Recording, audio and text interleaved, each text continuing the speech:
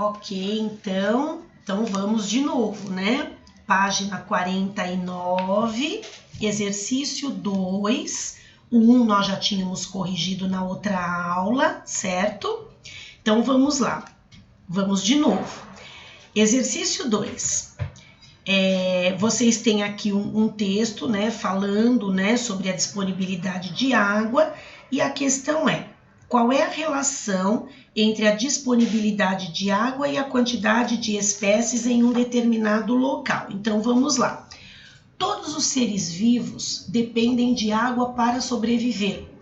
Quanto mais água tiver num determinado local, num determinado habitat, maior o número de espécies, ou seja, maior a biodiversidade desse local. Local que tem uma quantidade de água muito pequena vai conter apenas animais e plantas adaptados a essa pouca água, ou seja, que possuem estruturas de sobrevivência para locais com pouca disponibilidade de água, ok? Então, só para vocês conferirem aí, né? Vocês podem colocar assim: como os seres vivos dependem de água para sobreviver, locais com maior quantidade de água vai ter uma maior quantidade de espécies, vai ter uma maior biodiversidade, tá? Locais com pouca água só vai ter animais, plantas, enfim, seres vivos adaptados a essa falta de água, a essa pouca água. Tudo bem, gente? Lembrando, está sendo gravado. Qualquer dúvida depois é só acessar para assistir de novo a correção, ok? Tudo bem com essa?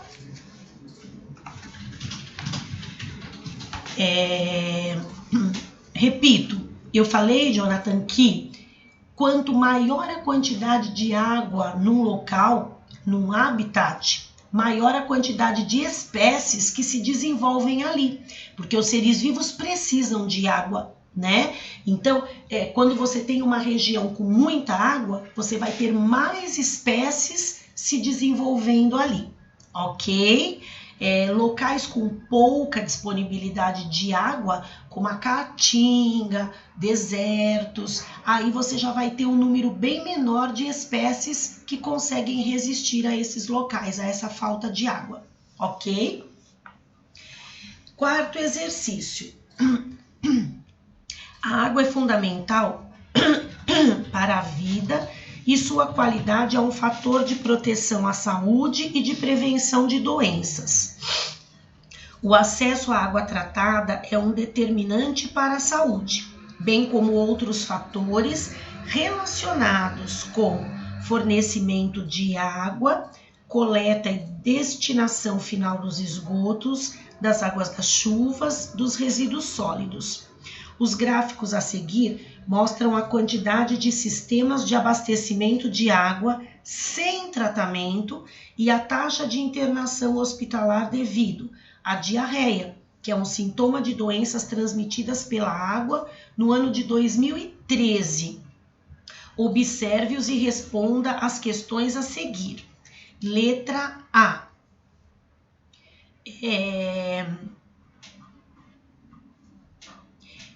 Guilherme, não achava o livro? Deixa eu só fazer um comentário, não sei se vocês entraram depois. Os alunos que entraram depois ou que tiveram alguma dificuldade na correção, depois entre no YouTube, essa aula está sendo gravada, vocês vão pegar essa correção depois novamente, ok? Eu pulei a 3. Poxa, é mesmo, Muriel? Eu pulei a 3. Bom, como eu já li a 4, vamos fazer a correção da 4, depois eu volto na 3, tá bom? Obrigada, Muriel. Vamos lá, estamos na 4, vamos lá. Letra A, qual é a região com maior percentual de sistemas de abastecimento de água sem tratamento? É a região norte. Região norte. Letra B. qual é a região com a maior taxa de internação hospitalar de pessoas com diarreia? Também a região norte.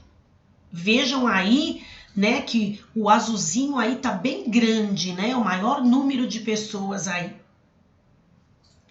Letra C. Como está a região em que você mora em relação aos sistemas de abastecimento de água sem tratamento e aos casos de diarreia? Nós moramos na região sudeste. Então, se vocês olharem aí, a região sudeste, em relação ao abastecimento de água, né?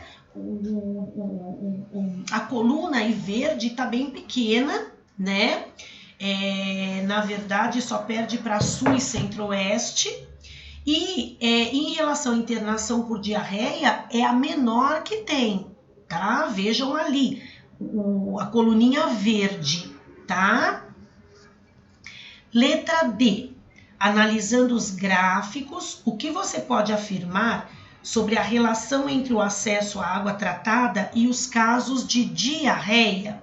Nas regiões aqui onde tem o maior percentual, né, de sistemas de abastecimento sem tratamento de água, os casos de diarreia foram maiores. Então, a gente sabe que quanto maior o problema no tratamento de água, de esgoto, maior a quantidade de pessoas doentes em relação a isso, né?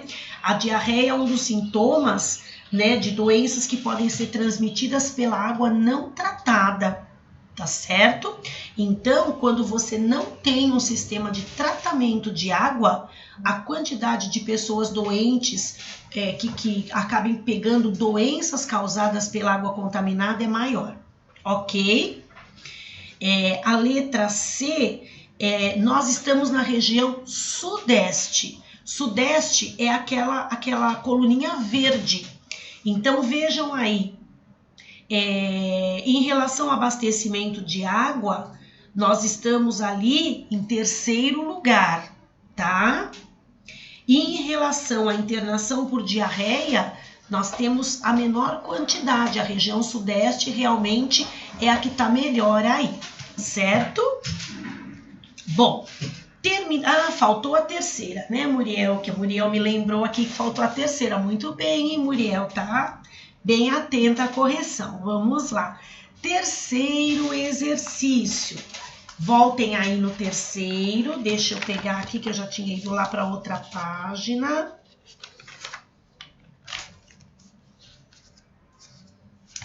Isso.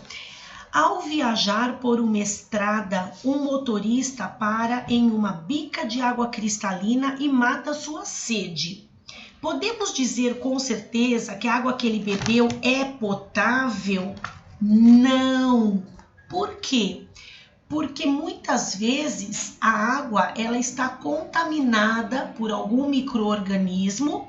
Nós sabemos que os micro-organismos eles são microscópicos, então a gente acaba não enxergando. Então você olha a água, ela parece limpa, ela está transparente. Só que você não consegue saber se ela está contaminada, se ela tem micro-organismos. Às vezes algumas partículas poluentes também, são coisas que a gente não vê a olho nu. Então, é muito importante que a água seja tratada, tá? Seja filtrada ou fervida, né? Hoje em dia, aqui pelo menos, a gente usa o sistema da filtração, que é mais prático, né? Mas lugares por aí ou pessoas que não têm filtro em casa podem ferver. Pelo menos os micro-organismos morrem com alta temperatura, ok? Então a resposta da terceira é não, porque a água pode estar contaminada por micro-organismos que nós não enxergamos. Então a água parece limpa, mas ela pode trazer doenças, ok? Tudo bem, então? Terminamos a página 49. Agora, nós vamos para o livro de atividades, página 22. Lembrando mais uma vez, Os alunos que perderam alguma questão, que erraram e acabaram não conseguindo pegar direitinho, depois assiste a aula gravada para fazer essa correção e deixar tudo certinho, tá bom? Pode ser cristalina, mas não pode se afirmar que só por ela ser transparente seja potável. Sara, só acrescenta o fato dos micro-organismos. Os micro-organismos, eles não são vistos a olho nu. Então, essa água ela pode estar contaminada por esses micro-organismos, causando doenças. Sua resposta não está errada, você só acrescenta, tá bom? Agora, a página 22 do livro de atividades. Agora, troquem o livro aí. Alguns alunos chamam de livro de atividades, outro de caderno de atividades. Eu tenho o hábito de falar livro, né? Livro de atividades. Mas cada um aí, tá bom? Então livro de atividades. Eduardo pegou de espanhol, Eduardo? Não é espanhol, é ciências. Vamos lá? Página 22. Composição do ar e os ciclos naturais. Vocês têm aí um gráfico, né? Representando aí a quantidade dos principais gases que compõem a atmosfera, tá? Então vamos lá. Nós temos aí, na fatia verde, nós temos o oxigênio. Eles deixaram duas linhas aí, mas é só para escrever oxigênio, tá? E a porcentagem é 21%. Guilherme, página 22 do livro de atividades. Então, vamos lá. A fatia verde, oxigênio, 21%. Depois, aquela fatia vermelha, pequenininha, é o gás carbônico, vapor de água e outros gases, que compõem apenas 1%.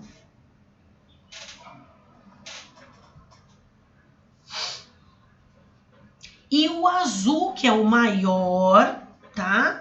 É o nitrogênio, 78%. Vou repetir. A fatia verde, oxigênio, 21%. A fatia vermelha, gás carbônico, vapor d'água e outros gases, 1%.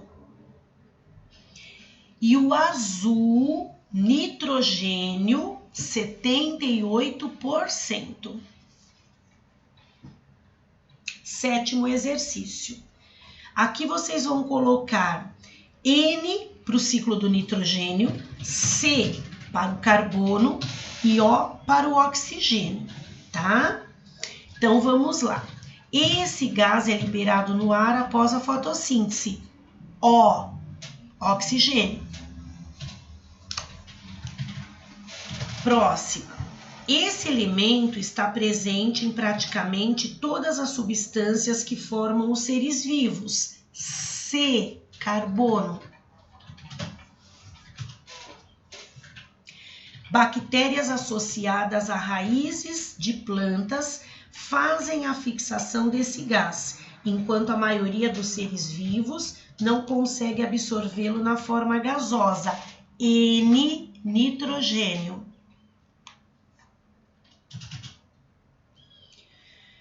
É o gás utilizado na respiração da maioria dos seres vivos. O, oxigênio. Descargas elétricas na atmosfera podem auxiliar na fixação desse gás. N, nitrogênio.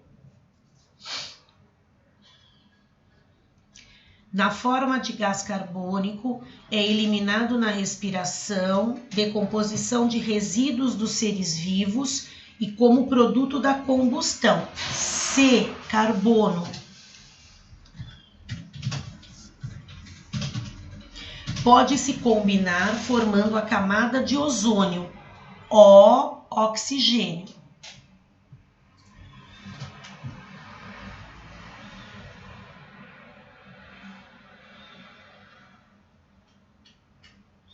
certo?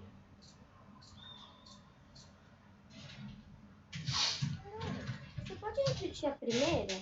Tá, eu vou repetir todos, tá? Vou repetir na ordem. O, né? Primeiro é O. Depois C, N, O, N, C, O. Certo?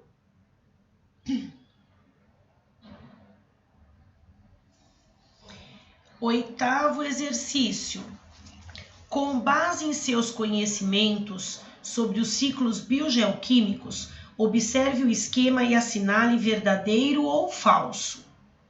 O processo representado por 1 pode ser a fixação de nitrogênio do ar? Verdadeiro.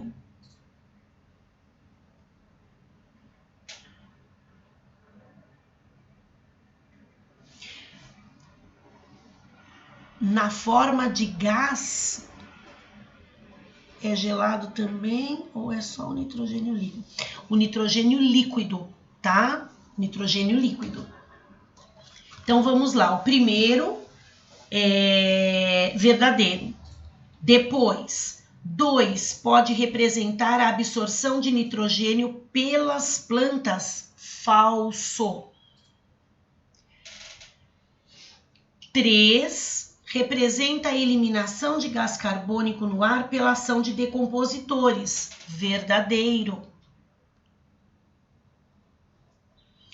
4 representa a absorção de oxigênio pelas plantas e a eliminação de gás carbônico no ar na presença da luz solar? Falso.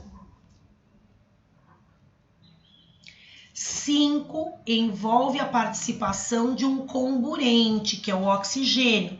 Verdadeiro. Então, vai ficar assim, eu vou repetir. Verdadeiro, falso, verdadeiro, falso, verdadeiro. Ok? Pessoal, por favor, desliguem microfones. Vamos lá. O 9º exercício. Vocês têm aí um texto falando sobre as práticas que permitem racionalizar o uso de fertilizantes e reduzir custos de produção, né? Depois nós temos aí questão letra A. Considerando, tem alguém com o microfone aberto? Alguma dúvida aí? Não? Considerando a situação apresentada pelo texto e o impacto ambiental da aplicação de fertilizantes industrializados, que recomendação seria mais apropriada para reduzir o uso de fertilizantes e garantir a presença de nitrogênio nas plantas de milho? Para garantir o suplemento aí de nitrogênio sem utilização de fertilizantes industrializados, o recomendado aí seria a rotação de culturas, tá? Com aquelas leguminosas. Por quê?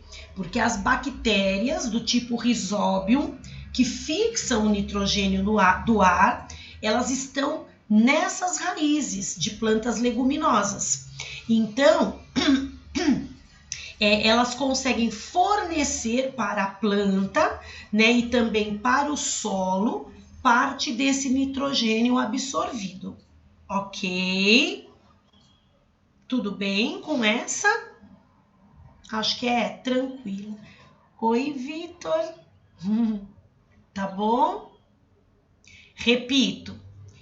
Para garantir o suplemento, tá, do nitrogênio ali, sem utilização dos fertilizantes industriais, você pode utilizar a rotação de cultura, tá?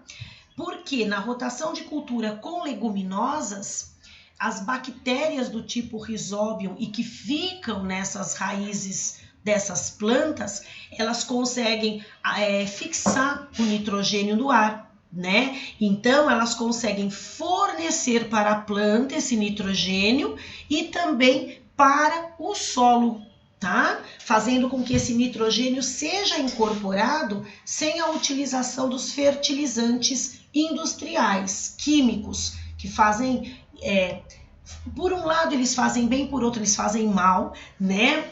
Então, tudo que é natural é melhor.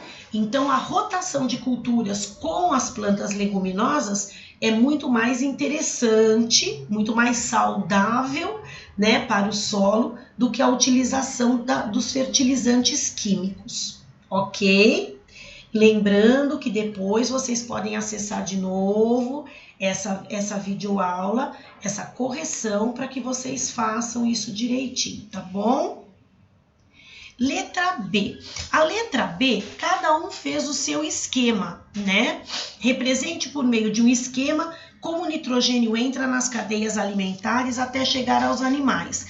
É só fazer o esqueminha do ciclo do nitrogênio, ok, pessoal? Vocês podem fazer ou com os desenhos, para quem tem facilidade aí, ou então vocês podem escrever, fazer os retângulos, escrever e pôr as flechinhas, tá? Porque se você não consegue desenhar, você faz por escrito, não tem problema, ok? 10º exercício.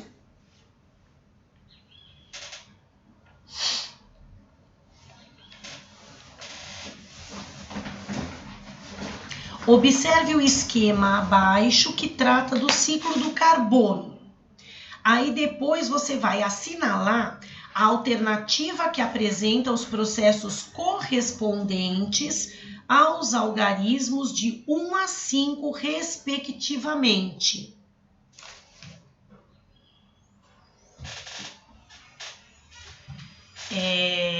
Letra E, fotossíntese, é o 1, né? Olha lá, o gás carbônico está entrando nos vegetais, ele entra através da fotossíntese. Depois o 2, os vegetais servem como alimento aos animais, então é nutrição. Depois o 3, fungos, bactérias e os próprios animais devolvem gás carbônico para a atmosfera, é a respiração. Depois o 4 é a decomposição. Vejam, vegetais e animais estão sendo decompostos por fungos e bactérias. E depois no 5 é a combustão. Combustível libera gás carbônico através da combustão. Então, por isso, alternativa E.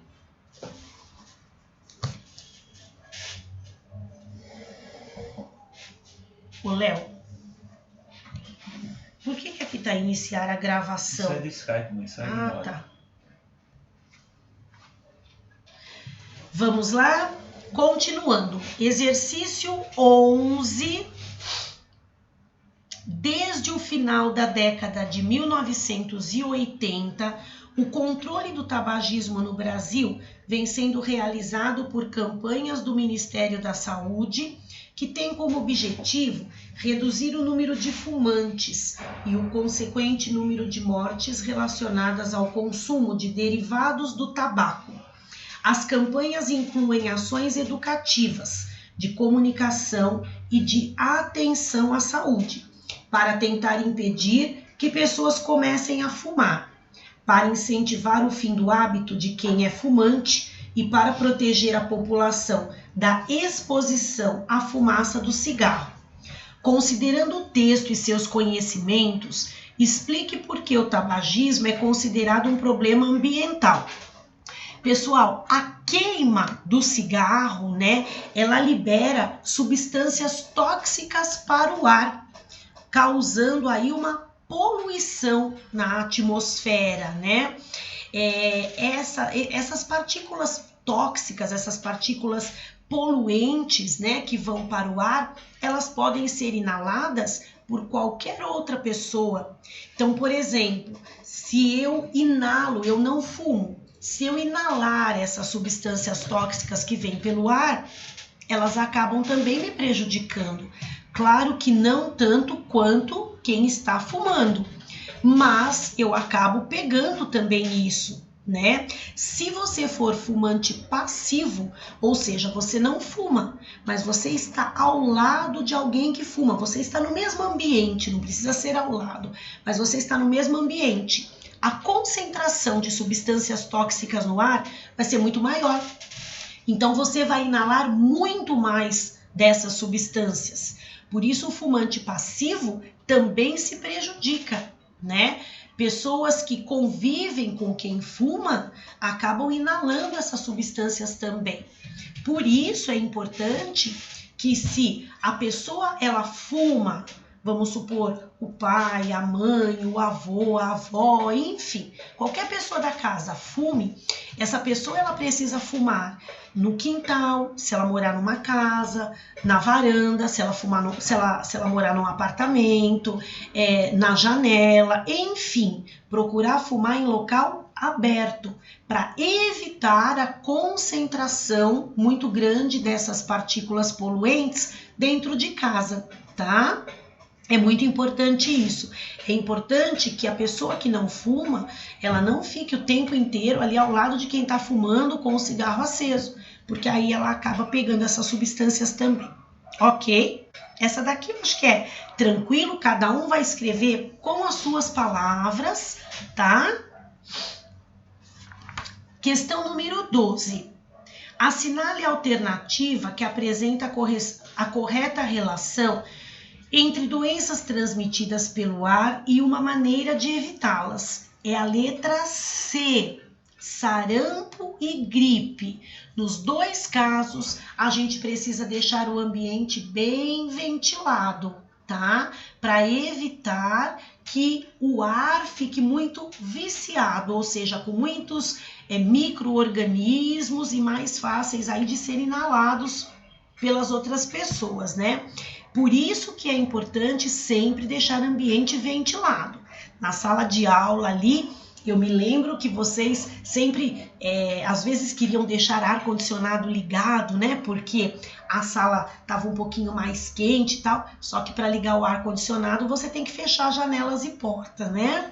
E isso faz com que quase 40 pessoas respirando o mesmo ar ali dentro, se um tiver doente, ele pode passar esses micro-organismos para os demais.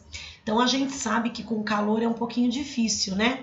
Mas, assim, a gente tem que, se não tiver como deixar o ambiente ventilado, né? Deixando as janelas e a porta abertos para o ar poder circular, a gente pode ligar o ar-condicionado um pouco, deixar a sala fresquinha, depois desligar, abrir as janelas e a porta para ventilar um pouquinho, né? E fazendo dessa forma, para evitar que a sala fique toda fechada, desde o momento que vocês entram até a hora de ir embora, porque aí é muito tempo o mesmo ar circulando ali, fica complicado. Tá bom? E isso vale para a sala de aula, isso vale para casa, isso vale para o carro, né?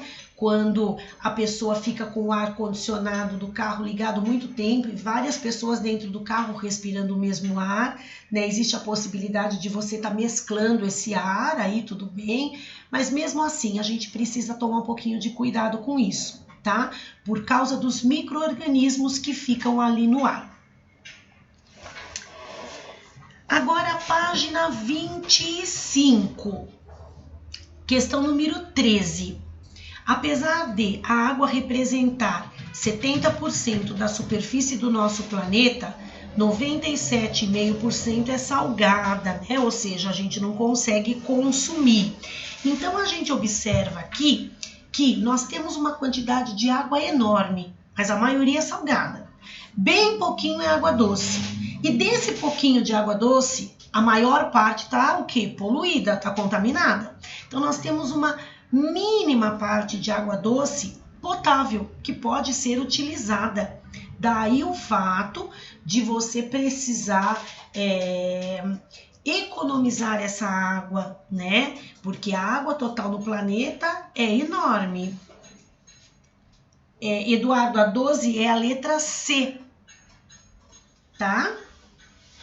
Então, a gente precisa tomar muito cuidado com isso, né? A quantidade total de água no planeta é enorme, só que nós temos que pensar na água potável, na água que nós podemos utilizar, que é bem pouquinho, né? Aqui nós temos 3 frases, vamos ver quais as que estão corretas, tá?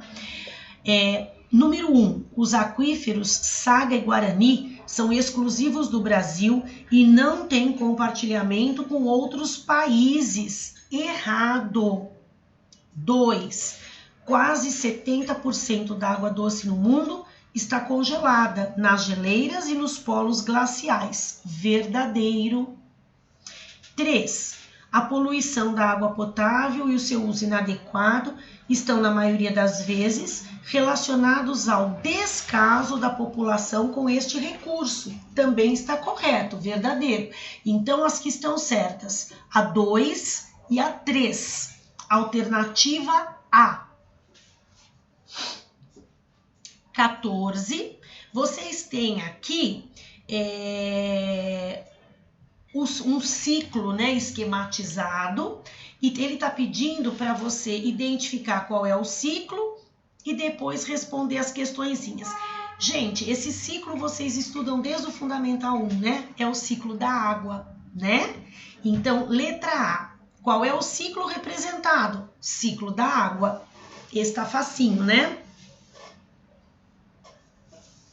Letra B. O que o número 1 representa? Evaporação. Evaporação. Letra C. O que o número 2 representa? Precipitação. A água está caindo, a chuva está caindo, está se precipitando. Letra D. O que o número 3 representa? Infiltração. A água está entrando pelo solo, está infiltrando o solo. Então, a letra A, ciclo da água. A letra B, evaporação. A letra C, precipitação. E a letra D, infiltração.